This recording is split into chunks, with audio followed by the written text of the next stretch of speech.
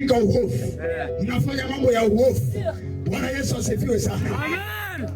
Nataka nikuambie wanadamu. Yes. Tumepewa nafasi ya kuishi mara moja. Yes. Na katika nafasi moja ya kuishi ambayo tumepewa, Mungu anakutaka mwanadamu. Katika hii nafasi moja ya kuishi uliopewa, umwabudu Mungu pekee, umtumikie Mungu pekee.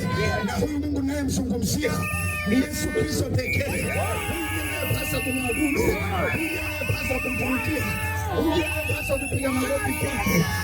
Kapara bahanta, tumepewa nafasi ya kuishi mara moja. Baada ya hapo ni hukumu. Bwana Yesu asifiwe. Nipo na swali kwako mwanadamu. Yes. Kwa hayo maisha ambayo unayaishi, kwa hayo maisha ambayo unaendelea nayo, je, unao uhakika atakapokuja mwana wa Adamu kuzihukumu siri za wanadamu, je, utakuwa wapi? Kwa hayo maisha ya siri, kwa hayo maisha ya uovu, kwa huo ulevi ambao umekukamata kila mahali, je, utakuwa wapi atakapokuja mwana wa Adamu, atakapokuja Yesu Kristo kuzihukumu siri za wanadamu? Bwana Yesu asifiwe. Mungu kukaa kimya imaanishi haoni. Mungu kukaa kimya imaanishi kwamba haoni mambo anayoyafanya. Mungu kukaa kimya kwake Mungu kunamaanisha kwamba wanadamu yatosha sasa. Na Yesu alipoona ya kwamba imetosha kwa habari ya watu wa Kibiti, ametuleta watumishi wake tuzitangaza habari njema za ufalme.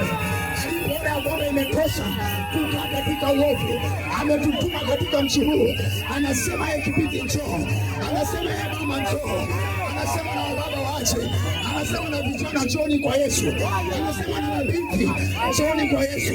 Watu wa kabila zote, watu wa dini zote, watu wa kila mahali, Yesu anawaagiza mpate kutubu. Yesu anawaagiza uweze kumrudia yeye. Maneno ya Mungu ya kitabu cha Tito anasema, hata sisi ambao tunasubiri habari njema za ufalme mbele yako, kuna wakati tulikuwa tumepigika na dunia, kuna wakati tulikuwa tumechoka kwa sababu ya uovu, kuna wakati ambao tulikuwa tumepigika kwa sababu ya dhambi, lakini wema wake Mwokozi, lakini rehema zake Mwokozi, lakini upendo wake Yesu Kristo ulipofunuliwa kwenye maisha yetu, naye ukatoa bahanda ule upendo wake Yesu ulipofunuliwa katika maisha yetu, akatuokoa katika dhambi, akatuokoa katika ukahaba, akatutoa kwenye ulevi, akatutoa kwenye mambo ya kila namna. Na leo hii tunayofuna kumtumikia huyu Yesu. Bwana Yesu asifiwe.